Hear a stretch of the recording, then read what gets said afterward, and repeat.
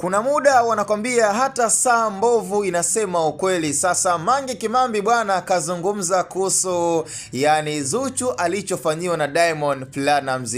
Wengi tunasikia maneno mengi sana yanayoongeleka na kila moja naibua la kwake, lakini tuelewe na tusikilizane kwa makini. Sasa issue iliyomkuta dada yetu Zuhura mpaka inafikia stage Zuchu anaacha ndala, akati huyo ndo aliyejisifia kwamba yeye ni kiboko ya vigagula. Kachamba sana ombea, na mwisho wa siku kila moja akawa anasema ya kwamba Zuchu hakika ni mwanamke aliyekamilika, mwanamke jasiri, mwenye uvumilivu, lakini pia ambaye alionekana kuiweza ndoa na kuivalia njuga kabisa. Lakini hatimaye kimemramba. Hakuna ambaye ameamini ya kwamba Zuchu inafikia stage ambayo anaandika maneno ya kukata tamaa. Wengi tuliamini katika kapo ambayo itafika mbali, basi ni kapo ya Diamond Platnumz na Zuhura. Achana na kapo ya Nandy na Billnass, hiyo nafikiri imeshaeleweka ya kwamba ipo kwenye njia sahihi. Lakini issue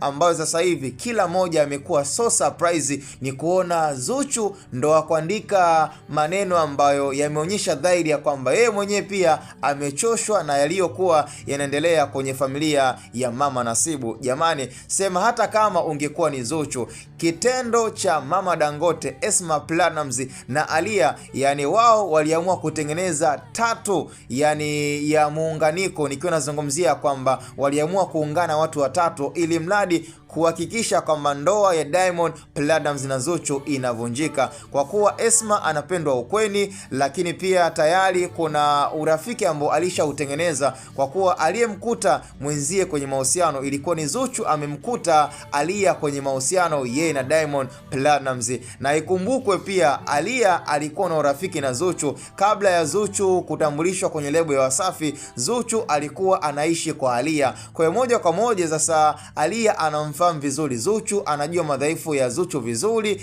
na pia Zuchu anamfahamu Aaliyah vizuri. Kwa hiyo mwisho wa siku Aaliyah akawa anacheza na sehemu za msingi, ukizingatia Aaliyah na Mama Nasibu umwambii kitu, fanya yote, lakini ukitaka kugombana na Mama Dangote basi mseme Aaliyah. Kwa hiyo nyota zikawa zimekubali. Mwisho wa siku Aaliyah alichokifanya ni kuona kwamba mpinzani wake kuna namna kama anataka kumshinda. Sasa yeye akaamua adili na upande mmoja, adili na penzi la Mama Dangote, awe naye karibu sana, awe anamjali na kuonyesha kwamba yeye ndo mkwe ambaye anampenda kiasi cha kumzidi Zuhura. Hapo ndo tatizo lilipoanzia, na haya ndo yamekuwa matatizo ambayo mpaka sasa hivi yanamfanya Zuchu ashindwe kurejea tena katika furaha aliyokuwa nayo zamani, mpaka akawa anajigamba ya kwamba yeye ndo kiboko ya vigagula. Sasa leo hii kiboko ya vigagula, yeye ndo amekuwa kigagula chenyewe ambacho sasa hivi kimeonekana kuwa ni cha kinyonge. Sema nini? Tukutane kwenye upande wa